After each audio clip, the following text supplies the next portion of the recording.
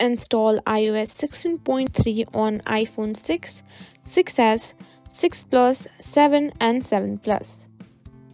In today's video, we're going to talk about installing iOS 16.3 on older iPhones like the iPhone 6, 6s, 6 Plus, 7 and 7 Plus. Now, before we get started, let's make one thing clear. iOS 16.3 is not compatible with iPhone 6, 6s, 6 Plus, 7 or 7 Plus. These devices were dropped from Apple's supported list starting with iOS 16 and they cannot run iOS 16 or newer versions. But don't worry, I'll guide you through everything you need to know and what options you have for updating your device. To understand the issue, let's first check the iPhone models that are compatible with iOS 16. Starting with iOS 16, Apple only supports iPhones from the iPhone 8 series onwards.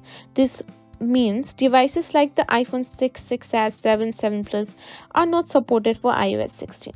So if you have one of these older models, you won't be able to access iOS 16.3 or later versions. However, there is still a way to keep your iPhone updated. Even though these devices can't run iOS 16, you can still keep your iPhone up to date with the latest version that your phone supports.